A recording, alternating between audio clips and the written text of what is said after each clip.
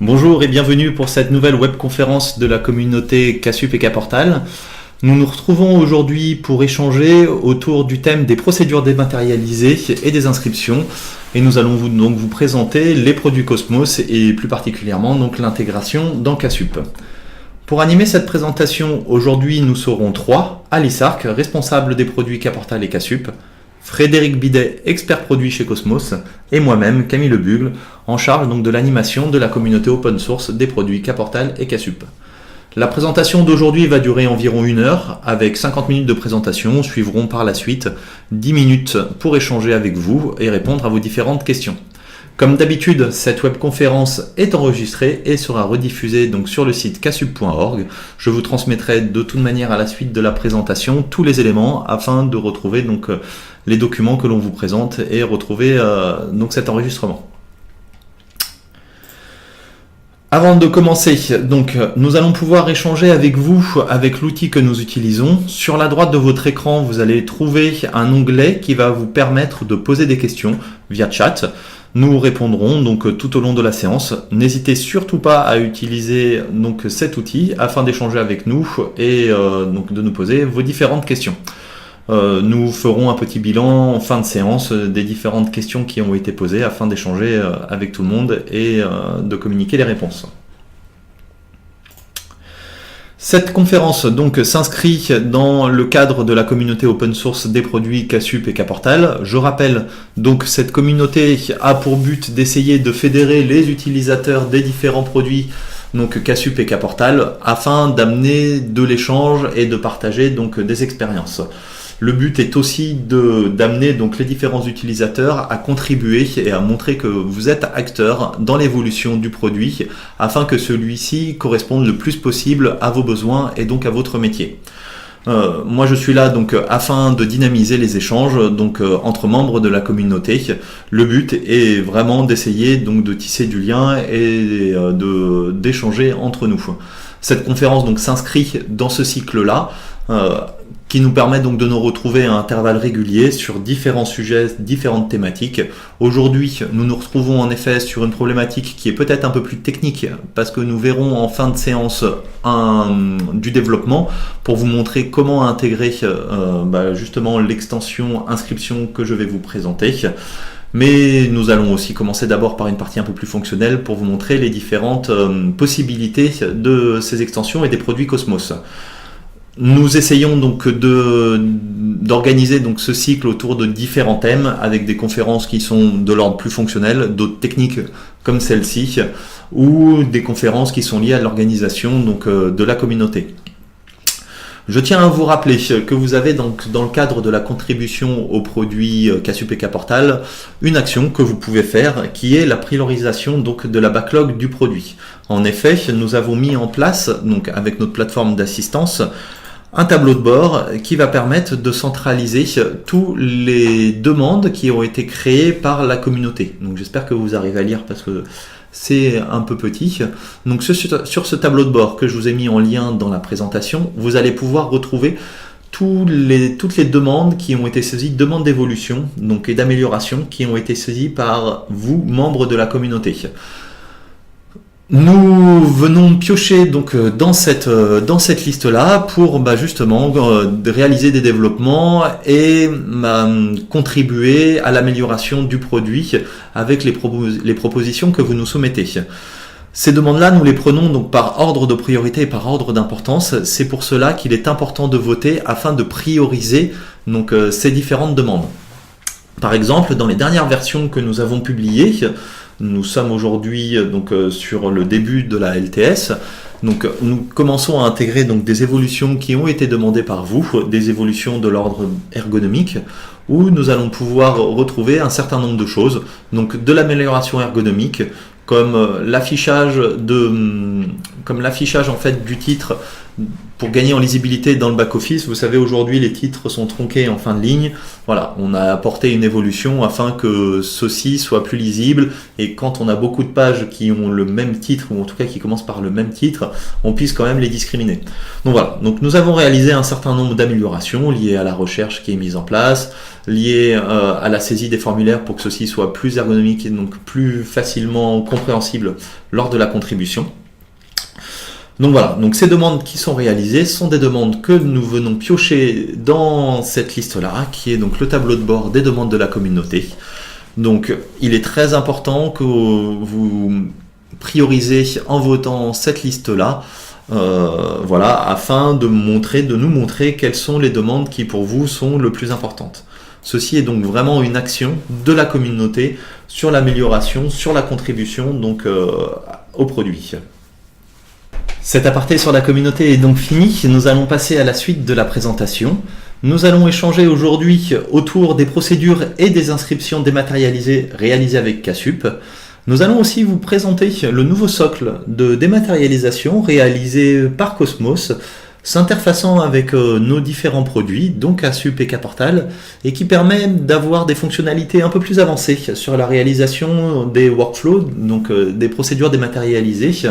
Donc nous vous présenterons tout ça par la suite et nous finirons donc par une démonstration d'intégration, donc du développement, une démonstration d'intégration de l'extension inscription avec Casup.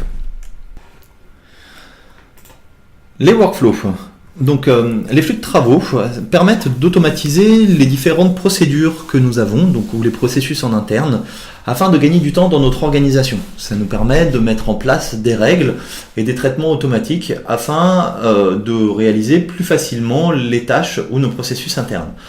Nous en utilisons donc assez souvent. Je vais vous en montrer un, par exemple, celui que nous utilisons pour faire avancer, en fait pour suivre nos demandes en interne, nos demandes Jira. Donc là nous avons le workflow de réalisation en tout cas d'avancement des demandes sur le socle Caportal Casup. Un workflow donc est composé d'étapes. Donc là nous avons l'étape ouverte, à traiter, en cours, à valider et de transition. L'enchaînement de toutes ces étapes avec ces transitions forme le workflow. Le but donc des extensions que nous allons vous présenter, des intégrations et des extensions que nous allons vous présenter, est la mise en place de ce processus au sein des produits Caportal et Casup afin d'automatiser vos processus métiers. Donc, le socle Casup et Caportal contient une API, un framework qui s'appelle Registration et qui permet la réalisation de ces workflows.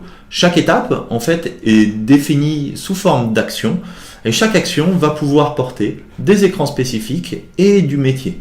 Nous allons pouvoir donc déclarer des formulaires de saisie, des relances, des formulaires d'affichage, des écrans d'affichage pour chaque étape et du traitement métier que l'on voudrait mettre en place, donc les transitions pour aller d'une action à une autre. Vérifier des droits, aller chercher des choses dans la base de données, ainsi de suite. Donc la décomposition des étapes est faite dans le socle Caportal et Casup sous forme d'action. Aujourd'hui, nous avons deux implémentations dans Casup et Caportal de cette API-là, API Registration, qui sont la création de comptes utilisateurs en front office, donc permettre à des utilisateurs de demander leur création de compte directement sur l'IHM front office, mais aussi l'extension inscription qui va nous permettre de mettre en place des formulaires d'inscription à des événements, à des colloques, à des formations, à des actualités, ainsi de suite. Donc avec un workflow derrière de validation, de contribution, des formulaires et des écrans d'affichage. Nous allons donc vous présenter tout ça dans la suite. La création de compte.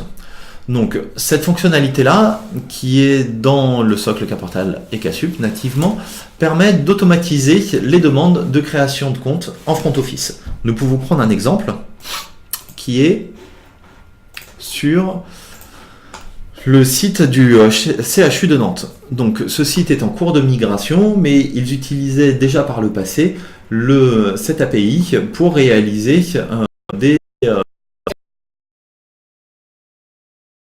via un formulaire, l'utilisateur va pouvoir demander au webmaster ou au validateur sa création de compte. Nous allons pouvoir donc renseigner un certain nombre de champs et transmettre ces champs-là au validateur qui n'aura plus qu'à valider en back-office la création ou non du compte. Derrière ce compte, derrière ce processus, nous allons pouvoir brancher par exemple du métier. Excusez-moi. Hop, nous allons pouvoir brancher du métier. On va pouvoir confirmer donc à la soumission du formulaire, envoyer un mail de confirmation à la fois au demandeur, mais aussi à la personne qui va valider pour prévenir qu'il y ait une nouvelle demande de validation, de création de compte, donc, qui a été soumise. On va pouvoir modérer, donc avec une action de modération, la création du compte, en validant, en refusant, en mettant des commentaires, ou en faisant un certain nombre de choses. Et à la fin, la dernière étape va être la création du compte avec, par exemple, l'attribution automatique d'un groupe d'utilisateurs. Donc ça, c'est le processus natif qu'il y a dans le produit et que l'on va pouvoir adapter suivant les projets. Par exemple, en créant des formulaires spécifiques, suivant le type de compte que je souhaiterais créer. Typiquement, le CHU aujourd'hui demande la création de comptes qui sont pour les praticiens ou pour les étudiants, pour la faculté de médecine. Donc voilà, on va pouvoir avoir des formulaires spécifiques. On va pouvoir adapter la modération, ou même complètement la désactiver. C'est-à-dire qu'une fois que le formulaire va être saisi, le compte sera créé automatiquement. Et nous allons pouvoir apporter du métier derrière sur la création du compte en attribuant de manière automatique le groupe ou un rôle en fonction du profil qui a été saisi dans le formulaire. Typiquement, l'étudiant de la faculté de médecine, on va le mettre directement dans le groupe qui correspond aux étudiants. Le professionnel, le praticien, nous le mettrons dans le groupe adéquat donc, lors de la création du compte. Donc voilà. Donc cette fonctionnalité permet donc de créer de manière automatique des groupes, des utilisateurs et de leur attribuer le groupe en back-office, sans avoir d'étape manuelle autre que la validation. Pour illustrer mes propos, je vais donc vous faire une petite démonstration de cette fonctionnalité-là. Le test que je fais est sur mon poste, donc il n'y a pas d'intégration graphique. Donc je vais vous montrer. Donc j'ai ici un utilisateur qui va demander une connexion, qui va demander la création d'un compte. Ici il y a un formulaire de saisie. Donc le formulaire de saisie est ici le formulaire par défaut du produit, avec le processus par défaut. Donc avec un nom d'usager qui sera Camille.lebugle, un prénom, mon nom, un mot de passe.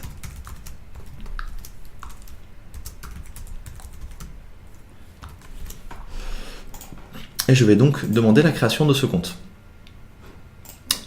On m'avertit qu'il y a un mail qui a été envoyé pour valider mon email. Je vais aller dans ma boîte mail et en effet, je vois ici que j'ai un email qui me dit que je dois valider mon mail pour faire avancer ma demande. Je clique sur le lien, on me dit que maintenant la demande est en attente de validation par un gestionnaire et que je serai notifié lors de l'activation. Je retourne donc sur mon projet. Je vais passer dans la console d'administration.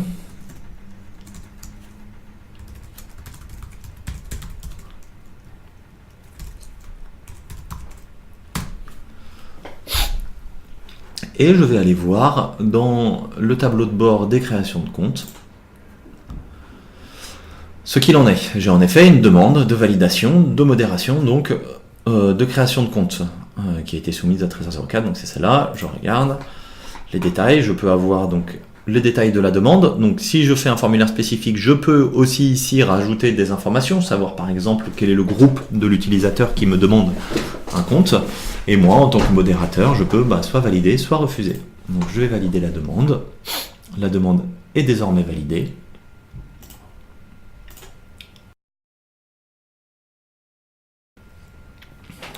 En me déconnectant, je vais donc pouvoir maintenant passer avec mon utilisateur pour vérifier que je peux me loguer. Donc je renseigne identifiant et mot de passe et j'accède bien donc au back-office, ce qui signifie que mon compte a bien été créé et que j'ai accès à la contribution. En revanche, ici, je vois que je n'ai aucun droit, accès à aucune fiche, car lors de la création, aucun groupe n'a été attribué et aucun rôle. Ça va être du spécifique pour dire quel rôle je souhaite attribuer à mes utilisateurs lorsque je valide le formulaire. Donc celui-ci a juste accès à la plateforme, à l'écran d'accueil, mais il n'a pas accès aux fiches. Donc voilà, charge au webmaster d'attribuer les groupes qui vont bien.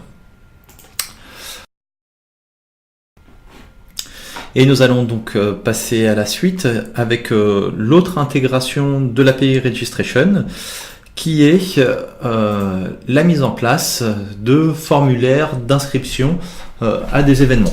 Donc cela se présente dans une extension qui est l'extension inscription et qui permet de mettre en place des processus d'inscription à des événements. Cette extension apporte donc un plugin de fiche qui peut être activable sur tout type de contenu. Donc par exemple des actualités pour des inscriptions à des événements, mais on pourrait imaginer aussi pourquoi pas le mettre en place sur des formations pour une inscription à une formation. Voilà, donc c'est un plugin qui est activable sur plusieurs types de contenus.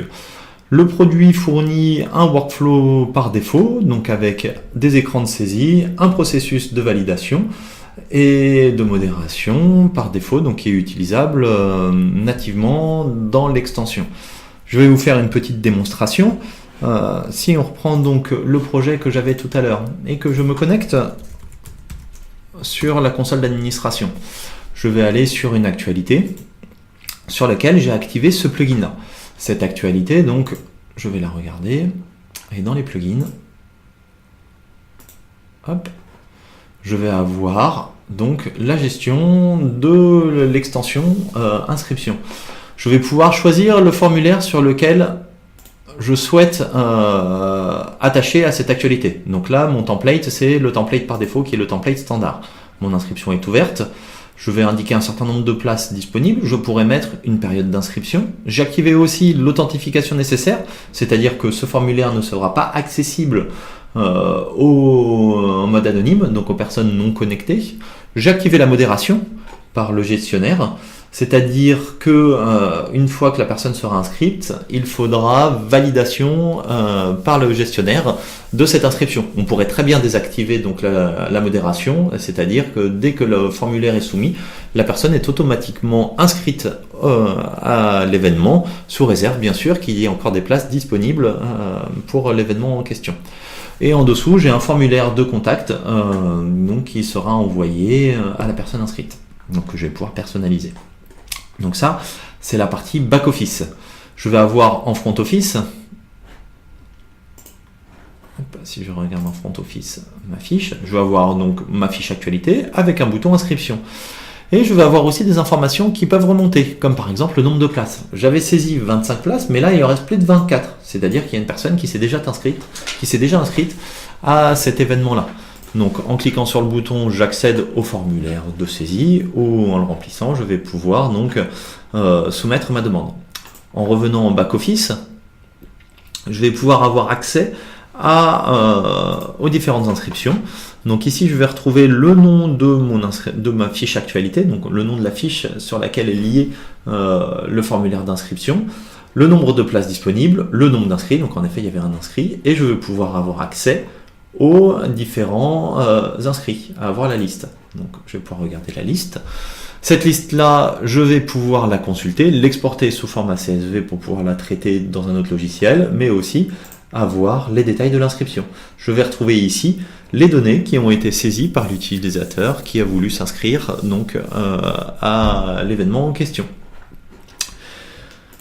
Et on va pouvoir confirmer ou refuser donc cette inscription.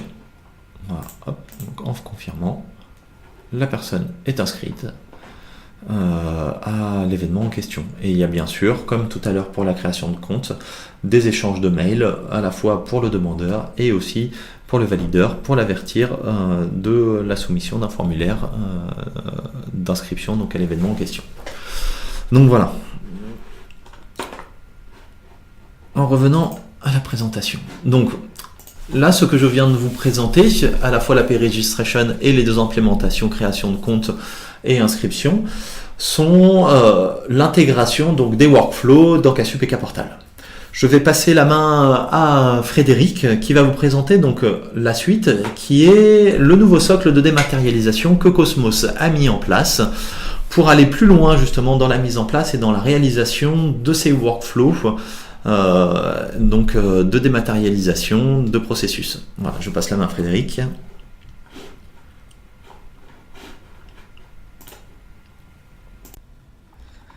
Merci Camille. Donc effectivement, suite à la mise en place de cette API Registration sur Casup, on a également identifié des projets qui avaient des besoins plus poussés que ce qu'on avait mis en place initialement sur Casup, ou des projets qui n'étaient pas basés sur Casup, qui étaient soit des projets complètement indépendants, ou des projets qui étaient basés sur le NTK d'école.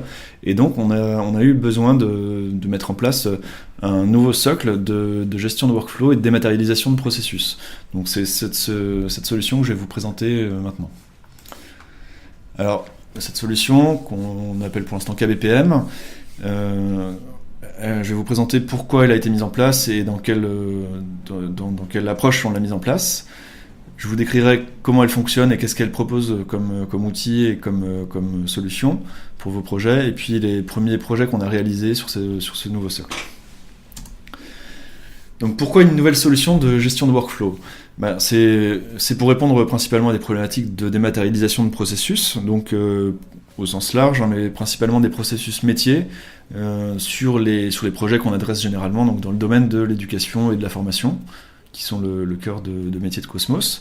Et donc ça touche à plein de problématiques différentes en termes de dématérialisation, donc les problématiques d'inscription qui sont récurrentes dans le domaine de l'éducation, surtout dans le supérieur, mais qu'on peut retrouver également dans des organismes de formation professionnelle. Donc c'est quelque chose de très courant. Dans le scolaire, on a les questions de transport scolaire, les questions de restauration scolaire que je vous présenterai tout à l'heure. On a eu des problématiques de gestion d'intervenants dans des établissements, de gestion des stages pour les apprenants. Il y a énormément de choses et de sujets, et donc le but de cette solution, c'est de pouvoir adresser tout type de problématiques de dématérialisation. Alors, autre spécificité, on est également sur des problématiques de dématérialisation qui s'intègrent dans un système d'information, et donc on va avoir à mettre en place et à gérer des flux d'échanges entre la solution qu'on aura mis en place, applicative, et les autres briques du système d'information. Et donc cette solution devra être fortement intégrée dans le système d'information, à la fois pour tout ce qui est gestion de l'annuaire et des utilisateurs, donc l'authentification en SSO, qui est une problématique récurrente de manière générale dans nos projets, principalement sur les ENT. Et puis également, quand on gère des données métiers, c'est assez courant de trouver derrière un ERP qui recueille ces données métiers, donc on va s'intégrer avec des solutions d'ERP, on va s'intégrer avec des solutions derrière de gestion documentaire par exemple. Donc on va avoir des besoins comme ça d'avoir une solution qui peut s'interfacer avec le système d'information des établissements. Donc c'est des choses qu'on faisait déjà de façon spécifique dans certains projets, et là le but c'est qu'on ait une solution qui permette de façon, je ne vais pas dire clé en main, mais qui soit quand même relativement simple à mettre en œuvre, de venir proposer tous ces outils et s'intégrer dans le système d'information. Alors après, pourquoi on a aussi choisi de mettre en place ce type de solution ? C'est qu'il y a eu un contexte favorable pour Cosmos. On a identifié des demandes qui étaient assez récurrentes de mettre en place des solutions ou des services numériques autour de la dématérialisation de processus. Donc je vous ai parlé de l'inscription en ligne, c'est un sujet qui est très courant effectivement et qu'on nous demande régulièrement, notamment dans le supérieur. Mais on a également eu d'autres problématiques dans des conseils départementaux ou des régions par exemple, ou des collectivités sur des problématiques de e-service. Et puis également sur nos ENT dans le secondaire, on a également des problématiques de mise en place de services numériques autour de processus dématérialisés. Et donc dans ce contexte, Cosmos a décidé de lancer le développement d'une solution, d'un nouveau socle de gestion de workflow et de dématérialisation. Alors pour concevoir cette solution, on a travaillé sur une première version qu'on a développée, on a commencé à travailler dessus il y a 6 mois à peu près, dans une approche assez générique pour répondre à tout type de problématiques de dématérialisation ou d'automatisation de processus. Ce socle, il a été mis en œuvre et éprouvé sur 2 premiers projets, qui sont le projet ARS avec le département de la Haute-Garonne et le portail d'inscription avec l'EXI, une école d'ingénieurs de La Rochelle. Et donc ces 2 projets nous ont permis de tirer des retours d'expérience et d'identifier des éléments qui pouvaient venir enrichir le produit. Donc tous les éléments qui nous semblaient mutualisables à un niveau produit ont pu derrière venir améliorer le produit. Donc on est bien dans une approche incrémentale. Après, tout l'enjeu dans ce genre d'approche, c'est de pouvoir identifier des éléments qui vont venir enrichir le produit, mais de les mettre en œuvre et de les intégrer en conservant vraiment une approche produit, notamment sur les aspects packaging et qualité. Donc c'est vraiment important, et c'est pas la chose la plus évidente à faire lorsqu'on réalise ce type de projet. Donc je vais vous présenter plus en détail la solution, et donc à la fois sur le plan fonctionnel et sur le plan technique. Donc ce socle applicatif, donc c'est pour l'instant, c'est pas réellement un produit sur étagère, c'est vraiment plutôt un framework qui permet derrière de réaliser les projets. Donc le framework en tant que tel, il va fournir une brique qui permet de gérer ce qu'on appelle la gestion des identités et puis la gestion des autorisations. Donc, tout ce qui est identité, c'est les utilisateurs, c'est la création de compte, c'est la mise à jour des infos de profil, voilà, etc. Et puis les autorisations, c'est à la fois les autorisations de connexion, donc c'est je m'authentifie sur la plateforme, et puis en fonction de mes droits, j'accède à telle ou telle partie de l'application. Donc ça, c'est une brique qui est relativement indépendante. Et puis à côté de ça, on a un socle de dématérialisation de processus qui fournit le moteur de workflow, qui fournit une gestion d'acteurs qui vont pouvoir exécuter certaines activités en fonction de leur rôle et de leur droit d'accès. Ça fournit des outils de relance automatique, ça fournit une gestion d'historique, et donc toutes les actions des intervenants sont tracées dans l'application. Ça fournit des tableaux de bord avec des filtres à facettes, donc qui sont basés sur Elasticsearch, qui est le moteur d'indexation qu'on utilise de façon générale chez Cosmos. Et puis, ce socle applicatif, il va permettre pour chaque processus qui sera dématérialisé de modéliser les données métiers, de gérer également des données de référence. Donc on a un modèle métier correspondant au processus, mais on utilise également des données de référence qui sont des données contextuelles au processus. Donc par exemple une liste de communes pour les adresses, etc. Également, ce socle de dématérialisation va permettre de gérer des paramétrages spécifiques pour les processus. Donc si je prends l'exemple des 2 projets ARS et EXI, on a une notion de campagne. Donc pour l'ARS par exemple, une campagne annuelle pour les demandes d'aide à la restauration, et pour l'EXI c'est le même principe. On a des campagnes d'inscription qui sont qui regroupent un ensemble d'apprenants en fonction de leur origine et de la formation à laquelle ils veulent s'inscrire. Et donc ces campagnes vont permettre d'affiner le paramétrage des workflows en fonction de spécificités propres à chacun des processus. Et puis dernière étape, le socle permet également évidemment de définir et de paramétrer les workflows. Donc aujourd'hui c'est un paramétrage XML où on va définir les différents états de workflow, les actions qui permettent de passer d'un état à un autre, les autorisations nécessaires pour jouer ces actions, etc. Le framework propose également, il est basé sur le guide de style qui est également déployé sur Cadécole, et donc ça permet d'avoir une ergonomie qui est à l'état de l'art. Le guide de style apporte une grande généricité dans la création des écrans, c'est-à-dire qu'on n'a pas à faire des maquettes de chacun des écrans, on s'appuie sur ce guide de style qui nous définit des affichages et des habillages graphiques pour chacun des composants. Et donc les écrans sont construits par composition d'utilisation de composants. On utilise également une bibliothèque de composants de saisie, donc qui a été construite et qui est mutualisée avec Cadécole. Donc des composants de saisie de médias par exemple, de fichiers, des composants de prévisualisation de PDF, des tableaux de bord, etc. Et donc les écrans sont construits en assemblant ces composants. Le framework propose également un certain nombre de services techniques, donc à la fois l'indexation des demandes dans le workflow, des services de génération de documents PDF, des services d'envoi de messages de notification, etc. On a des imports-exports, donc c'est des services techniques qui sont mutualisés autant que possible et qui peuvent être utilisés par les différentes implémentations. Et puis dernier point, on a également des connecteurs pour l'interfaçage avec les autres briques du système d'information. Donc nativement, on est compatible avec le SSO CAS ou des fédérations d'identité Shibboleth. On a également eu dans le cadre du projet EXI un interfaçage avec le RP Orion. Et le socle a vocation à être enrichi au fur et à mesure de nouveaux connecteurs en fonction des besoins qui seront identifiés et des projets qui seront menés. Donc ce socle propose une couverture fonctionnelle qui est déjà relativement riche. Je ne vais pas vous redétailler tous les éléments qui sont dans le socle, donc c'est toutes les briques vertes, mais donc il y en a un certain nombre. Et puis au-dessus de ces éléments de niveau socle, on va venir rajouter les services métiers qui répondront aux spécificités de chacun des projets. Donc là c'est vide, mais vous verrez, je vous montrerai pour l'exemple de l'ARS comment on vient rajouter les différents services correspondant aux métiers, aux fonctionnels de l'application ensuite.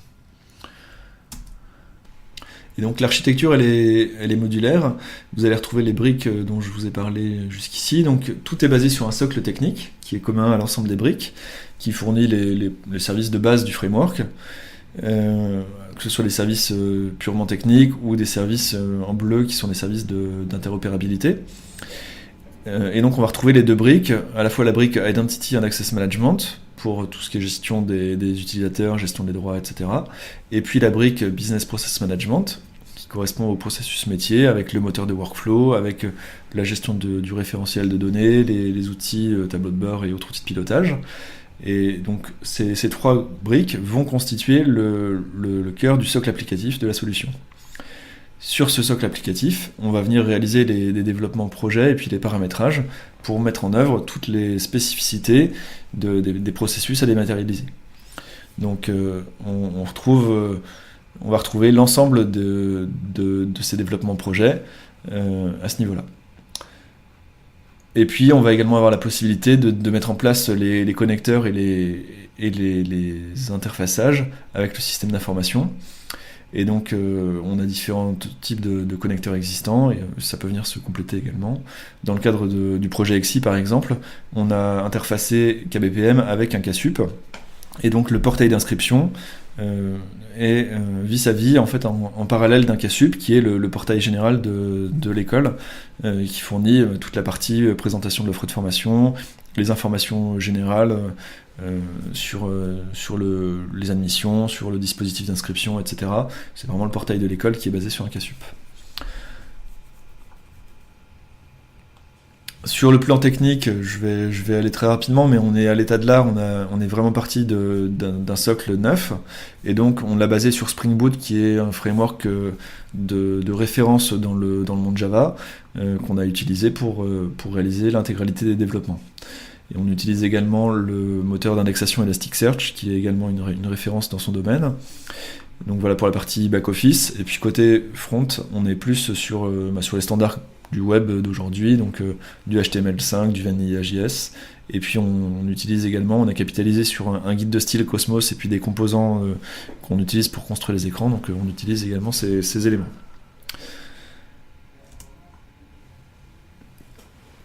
Alors je vais maintenant vous parler des projets ARS et EXI qui sont nos premières références sur ce socle applicatif.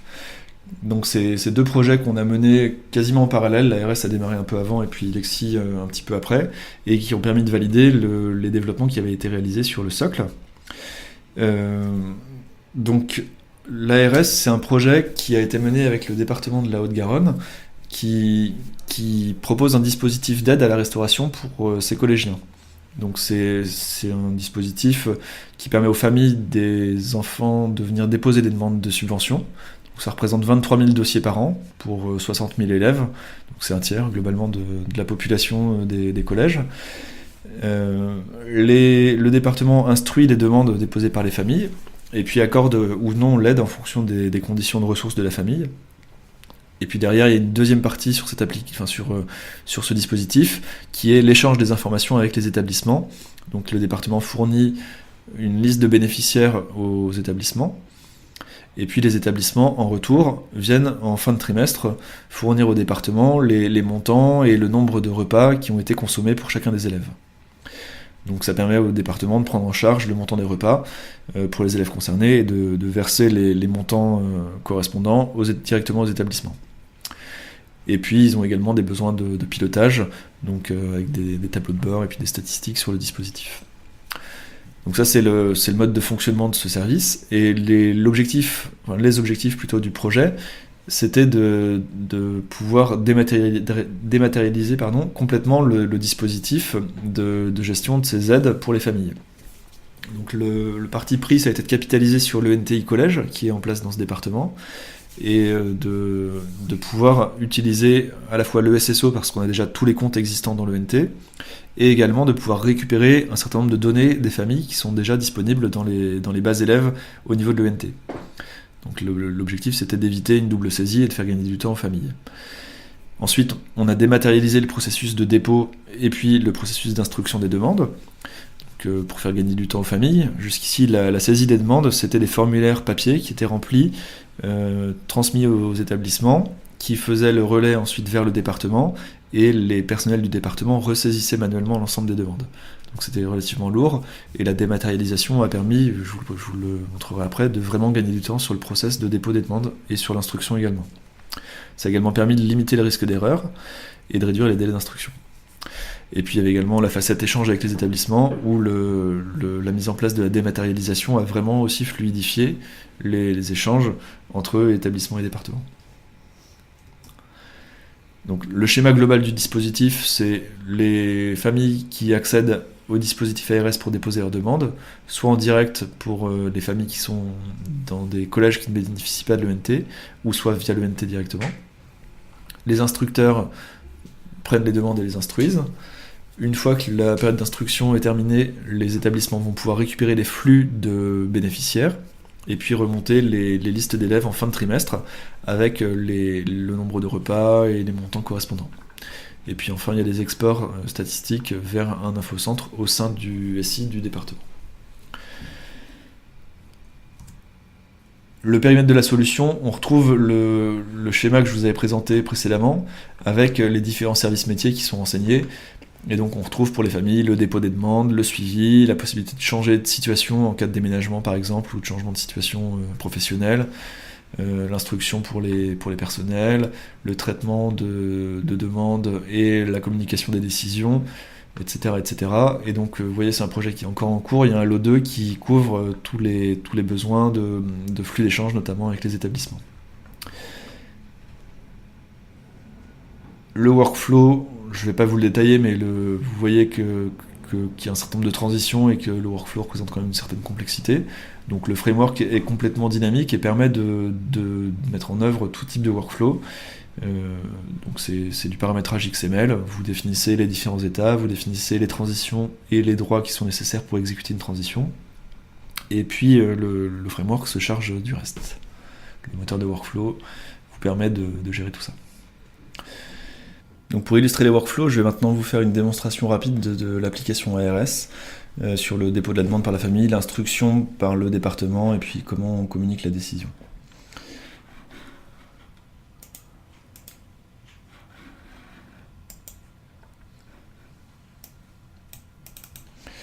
Voilà, donc je vais me connecter en tant que famille avec un compte de test.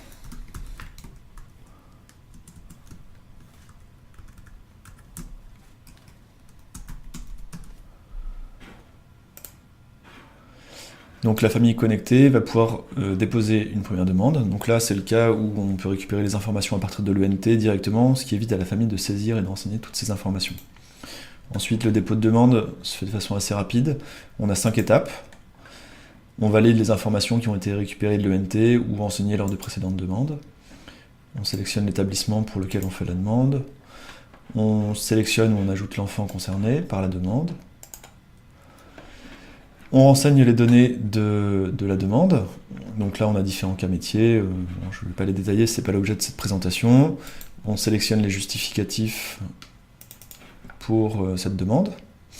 Donc là, j'ai mon attestation CAF, je renseigne le nombre d'enfants, le quotient familial.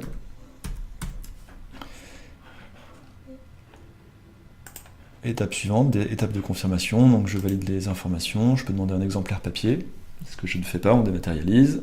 j'envoie la demande, et voilà, ma demande a été créée pour mon enfant Jérôme, et donc je peux prévisualiser la demande qui est en cours d'instruction côté département. Donc là j'ai une vue sur les informations qui ont été saisies, et je peux prévisualiser mon justificatif. Je vais maintenant me connecter en tant qu'instructeur.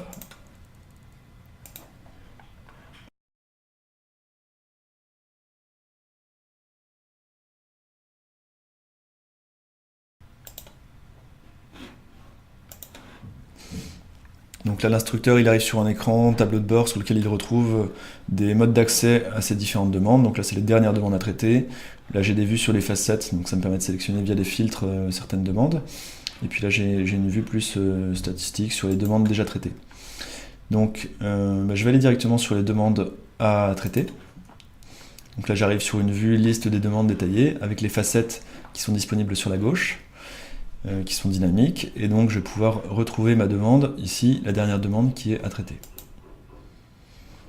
Voilà, donc c'est la même vue que pour le parent en consultation, sauf que le workflow, en fonction de mes droits, va me donner accès à des actions dynamiquement qui sont proposées à l'instructeur parce qu'il a le droit d'instruire. Donc voilà, je vais pouvoir ici effectuer l'une ou l'autre de ces actions. Donc par exemple, la validation de la demande. Et donc vous avez pu voir que le dépôt de la demande, c'était très rapide, ça avait pris 2 minutes pour une famille qui avait déjà tous les justificatifs. L'instruction, c'est pareil, ça va extrêmement vite. L'instructeur vérifie les informations, tout est OK, et il peut valider directement la demande. Donc là, j'accorde une aide à 100% pour cette demande. En fonction de mes droits, je peux aussi renvoyer la demande à la famille pour complément, donc elle sera notifiée d'une demande de complément et pourra renvoyer ensuite la demande. Je peux corriger certaines données qui seraient incorrectes, par exemple, par rapport au justificatif. Donc voilà, c'est très rapide. J'instruis ma demande et puis je reviens sur ma vue tableau de bord.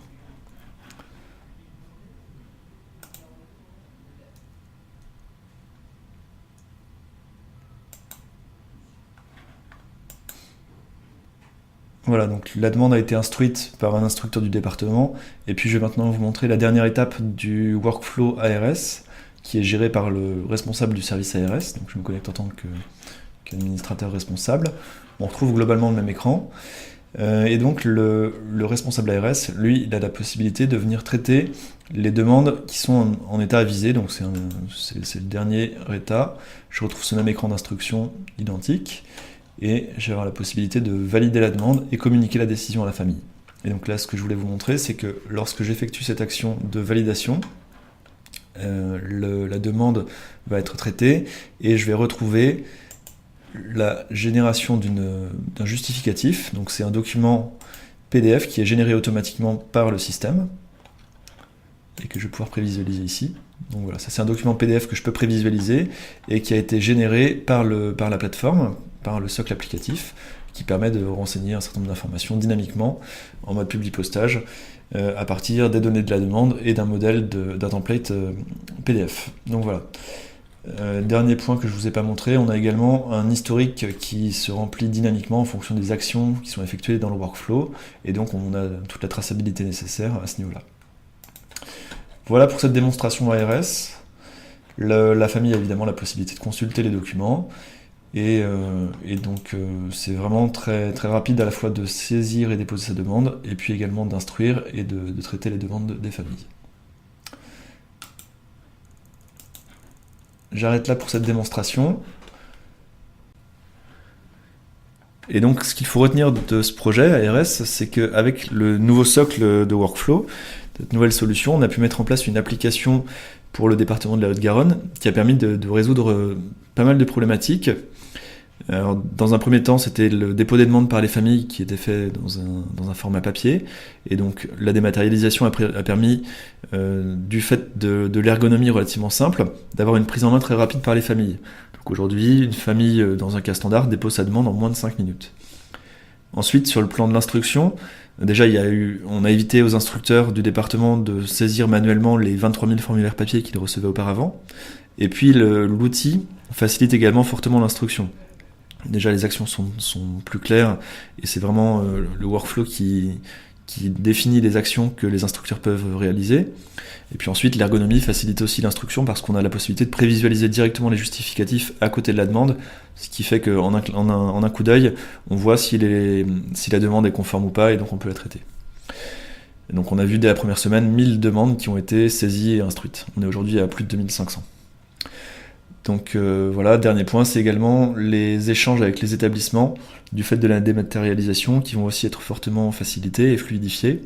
Donc c'est quelque chose qui est encore en développement, mais tout ce qui était traité manuellement par le passé va pouvoir être automatisé.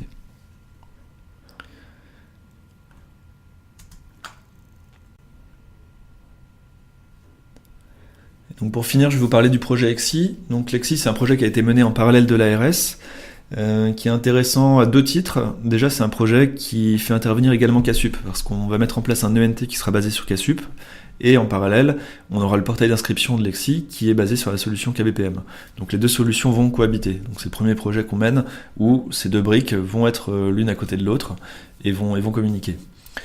Donc ensuite, la brique KBPM va nous permettre de mettre en place tous les processus d'inscription qui seront dématérialisés, donc la saisie et la validation du dossier personnel des admis, l'inscription, le suivi du paiement, gestion de sécurité sociale, et puis on aura également un certain nombre de documents qui vont être générés, donc ça va du contrat d'apprentissage, le certificat de scolarité, le mandat CEPA pour le paiement, le CERFAP pour la sécurité sociale.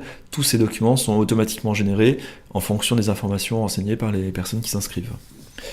Et l'autre point marquant, c'est qu'on va s'interfacer avec le RP Orion, qui est le RP déployé au sein de l'établissement, et donc toutes les informations qui sont renseignées dans ces différents processus dématérialisés vont être envoyées à l'ERP par l'intermédiaire de flux au format XML qui sont complètement automatisés. Donc ça, c'est aussi très intéressant parce qu'on permet à différentes briques du système d'information de communiquer, et ça permet d'avoir des données dans l'ERP qui sont toujours à jour. Donc c'est un projet qui a également été mis en ligne il y a une semaine et sur lequel on a aussi des très bons retours d'usage, à la fois des personnes qui s'inscrivent et puis également des personnes qui traitent les demandes, qui trouvent que cette solution est très fluide et facilite grandement le travail de suivi des inscriptions.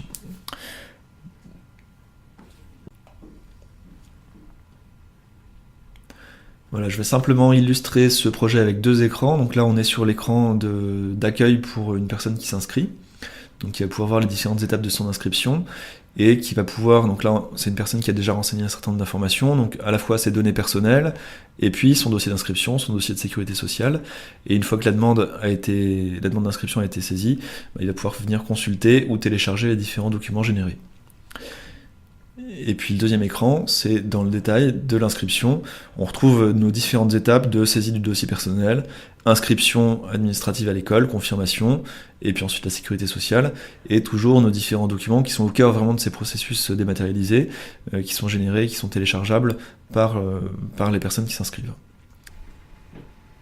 Voilà, je vais maintenant laisser la parole à Camille pour la fin de la présentation. Donc, il vous fera une démonstration de live coding sur l'API Registration pour vous montrer toutes les possibilités de cette API. Très bien Fred, et merci pour cette présentation détaillée du socle de dématérialisation Cosmos.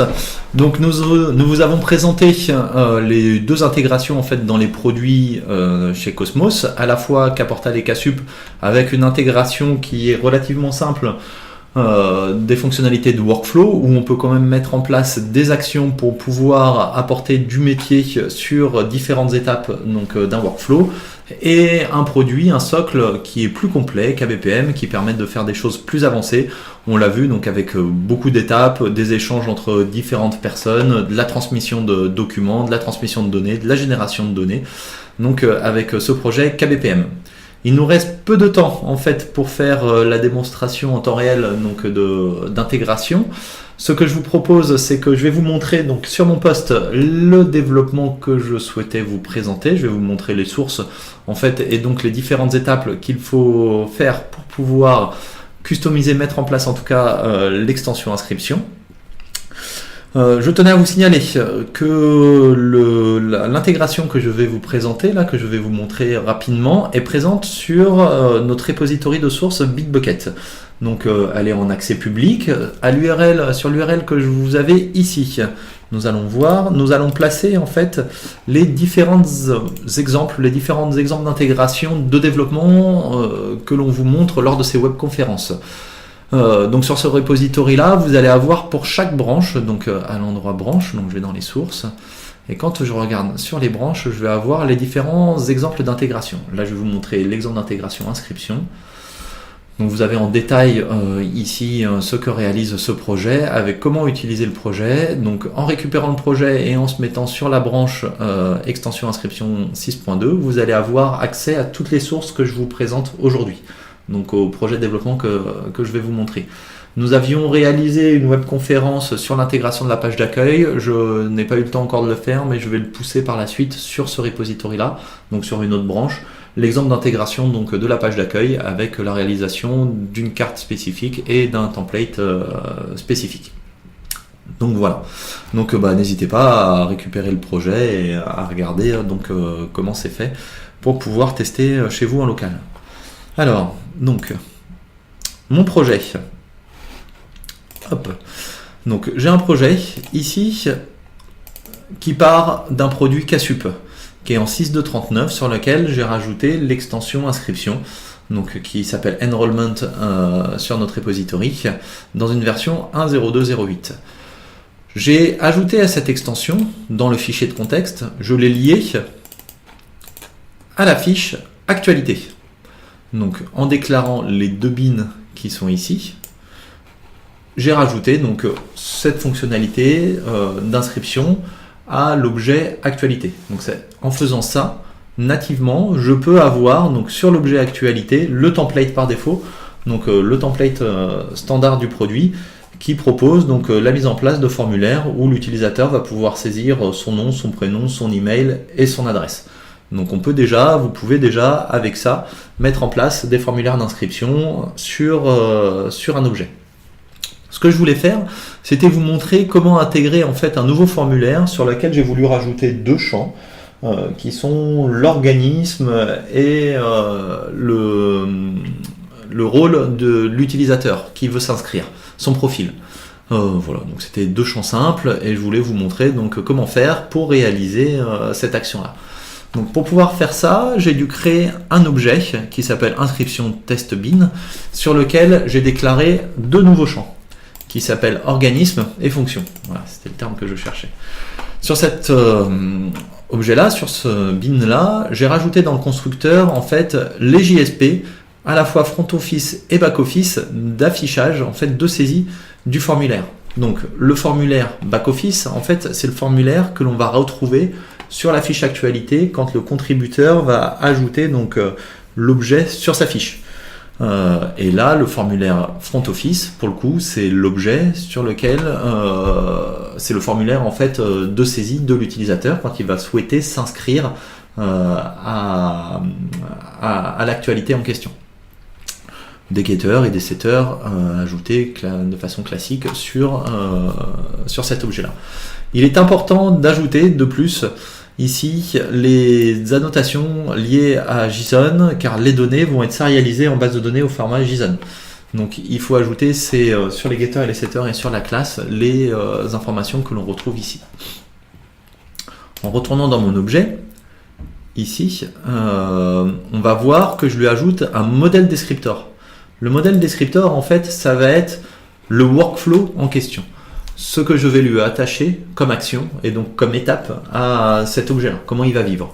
Donc pour le coup, j'ai créé un objet qui s'appelle test modèle descriptor, qui est ici, qui hérite juste de modèle descriptor. C'est une classe passe-plat où il n'y a rien dedans. Et par contre, dedans, j'ai déclaré différentes actions. En fait, là, j'ai juste repris les actions par défaut qu'on propose dans le produit. Il y a trois actions, des actions de modération, une action de validation et une action d'envoi de mail. Ok. Donc c'est comme ça, en fait, que dans le produit, on décrit un workflow avec ses actions et dedans ses validations, ses transitions. Ok. Donc là, on va retrouver les différentes étapes. Le workflow de création d'utilisateurs en front utilise le même principe avec une liste d'actions à déclarer ici. Pour chaque action, je vais trouver une classe qui va nous permettre d'effectuer du traitement avec dedans soit des actions d'exécution, donc en gros ça va être exécuter l'action que je lui demande, ou pour l'enregistrement des actions de validation en amont. valider que le bin que m'a envoyé le formulaire, qu'a saisi l'utilisateur, est valide. Par exemple, rejeter et ainsi de suite, et ainsi rejeter la demande saisie. Vérifier qu'il y a bien une place disponible, ainsi de suite. Ben voilà, tout ça c'est fait dans ces méthodes qui sont ici de mon bin de validation. Et après, donc j'ai mon dernier bin qui est mon bin d'envoi d'email qui est ici et qui permet au moment de l'exécution d'envoyer le mail à l'utilisateur et au responsable. D'accord ? Donc ça c'est le workflow de base défini dans le produit pour l'extension inscription. Si vous souhaitez modifier le comportement, si vous souhaitez apporter du métier ou faire du métier un peu différemment, il faut venir surcharger donc ces actions-là, par exemple par héritage, où on crée des nouvelles, pour modifier le comportement de l'action. Pour aller par exemple pour la création de compte en front, vérifier le groupe de l'utilisateur et lui c'était le bon groupe si vous souhaitez une attribution de groupe automatique. Si vous voulez rajouter une action, c'est possible en déclarant donc une nouvelle entrée avec une nouvelle action qui sera insérée ici. Il y a un objet de plus donc sur la gauche ici. Donc là on retrouve les différents objets. Il y a un objet qui va être l'objet qui va être sérialisé, qui est ici, où on va pouvoir en fait placer, donc je retrouve mon organisme et ma fonction, qui sont les deux champs que je veux rajouter, et par-dessus en fait on a ajouté du comportement via des annotations, qui va nous permettre automatiquement, lors des étapes de validation, de vérifier que le bin est valide. Par exemple, cet objet-là va nous permettre cette annotation-là, va nous permettre de spécifier que le champ organisme ne peut pas être nul ou vide. On est obligé de le saisir. Donc si jamais l'utilisateur n'a pas saisi le champ organisme et qu'on a oublié de faire le contrôle en front, au moment de l'enregistrement, au moment de la validation, il y a une exception sera levée pour signaler le défaut.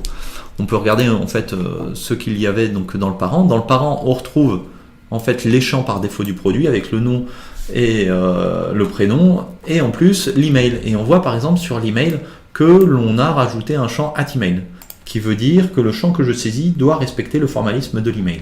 En fait, ça, c'est des bins de validation qui sont venus avec Hibernate et qui permettent de valider un certain nombre de choses, comme l'email, la longueur, si on veut définir une longueur maximale, note blank, note empty. Bon, voilà.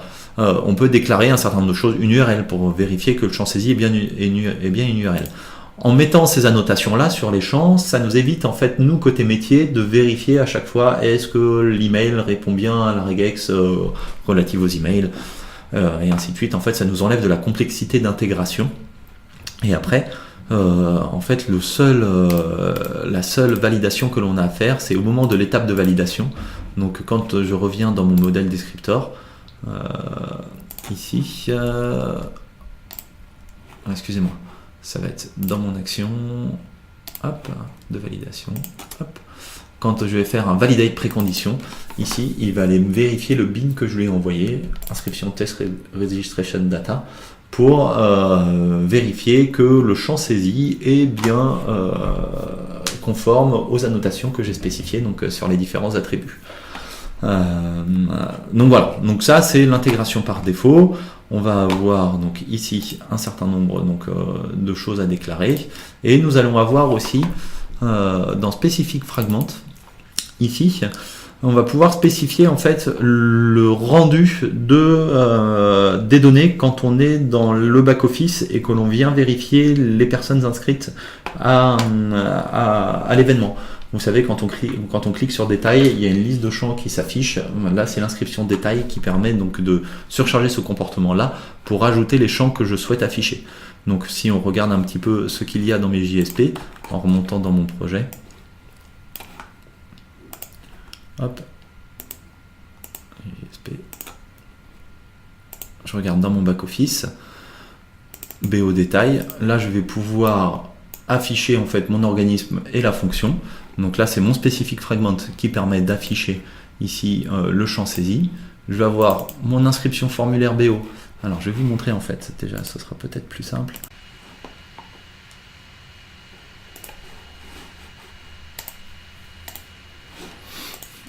Donc en regardant, donc en se connectant sur ma plateforme de démo, donc ça c'est sur mon poste local toujours, en regardant donc, en revenant d'ailleurs sur l'actualité,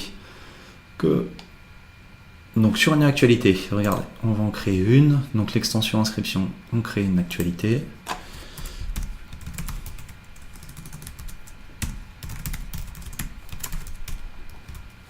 Hop. En regardant dans les plugins, ici, je vais pouvoir, donc, vu qu'il y a la présence de l'extension, activer cette extension-là. On va voir ici les différents types de formulaires, donc le formulaire d'inscription standard du produit et le formulaire d'inscription test, avec le champ que j'ai rajouté. Donc ça, c'était dans le pass BO, donc c'était le formulaire de saisie back-office. On va pouvoir rajouter des informations.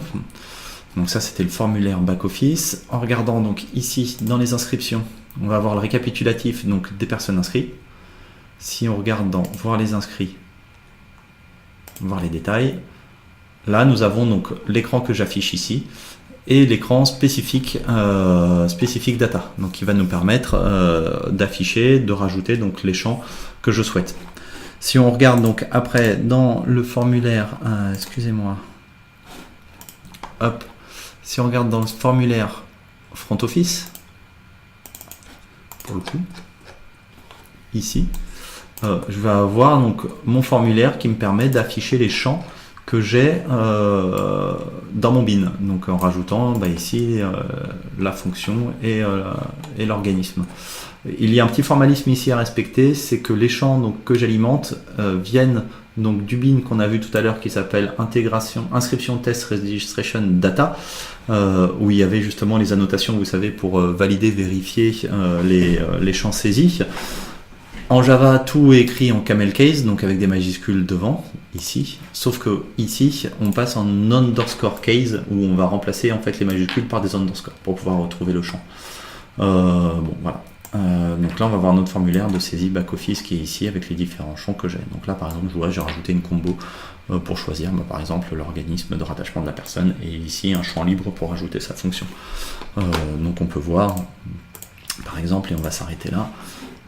Si je reviens sur, excusez-moi, si je reviens sur l'actualité en question, contenu, actualité, donc créer.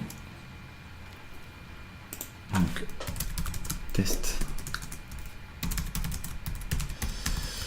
inscription, plugin, j'active les inscriptions, je dis qu'il y a, c'est ouvert à tout le monde, l'inscription est ouverte, je suis en test avec l'inscription, donc ça, l'inscription test, c'est le nouveau formulaire que j'ajoute. L'email de contact, c'est l'email de la personne qui va recevoir la notification quand quelqu'un va s'inscrire dessus, donc à cette actualité. Donc c'est pas forcément le webmaster, ça peut être quelqu'un d'autre, la personne justement qui crée cette actualité. On va pouvoir ici donner le nom, on va pouvoir nouvelle actualité, donc ici ça va être le titre du mail qui va être envoyé, le corps du message envoyé, corps du message, ici le nouveau champ. Hop, je vais publier ma fiche. Je vais aller voir en ligne. J'ai donc mon bouton, l'inscription est ouverte, je peux voir le bouton, je clique dessus. J'ai le nouveau formulaire, donc avec cette fois-ci, donc hop, je vais pouvoir renseigner le champ. Donc ça c'est les combos que j'avais rajoutés, la combo box que j'avais rajouté avec deux champs, la fonction, je vais cliquer sur s'inscrire. Hop, donc là on m'avertit que l'inscription a bien été prise en compte. Et je vais pouvoir aller voir en back-office, outil inscription. Je vais retrouver donc ici mon actualité, test inscription, je vais pouvoir voir les inscrits, voir les détails. Et ici, donc on retrouve les deux champs que j'avais, qui sont à la fois formateur et CNRS, que j'avais rajouté. Donc là, cette JSP est bien la JSP spécifique data. Voilà, je suis désolé, ça a été très vite dans le temps imparti. Nous avons déjà dépassé en plus le temps de la conférence. Donc il faut noter que Donc cet exemple-là est présent sur Bitbucket, donc vous pouvez le récupérer, le démarrer en local pour voir comment cela fonctionne et voir cet exemple d'intégration pour vous en inspirer, rajouter des champs dans le formulaire par exemple. Il y a un bref rappel des choses qu'il faut penser à faire pour pouvoir mettre en place donc, ce que je viens de vous montrer. Voilà, nous touchons à la fin. Je voulais faire un petit point avec vous sur le Club Cosmos, justement, qui est dans le thème de la dématérialisation. Donc, comme vous le savez, nous organisons donc un Club Cosmos qui va nous permettre de nous retrouver avec différents clients. Donc, cela se passe sur Toulouse, sur Toulouse 1, les 4 et 5 juillet. Le thème est justement la dématérialisation avec la simplification et la modernisation de procédures. Exactement, donc ce que je viens de vous présenter. Il y a un bref rappel ici des présentations qui va y avoir lieu. Donc, entre autres, on va voir par exemple Lexi qui va présenter le projet donc, dont on a parlé durant la présentation d'aujourd'hui. Voilà, avec des actualités aussi et des informations sur les développements et le futur de Cosmos et donc de Casup et de Caportal. Donc voilà, donc vous avez un rappel des dates ici.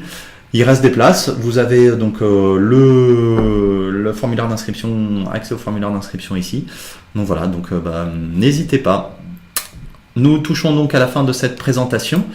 Nous allons passer aux questions-réponses. Donc pour cela, nous allons utiliser le chat qui est sur la droite de votre écran. Donc si jamais vous avez des questions, n'hésitez pas, nous sommes là pour y répondre. Voilà.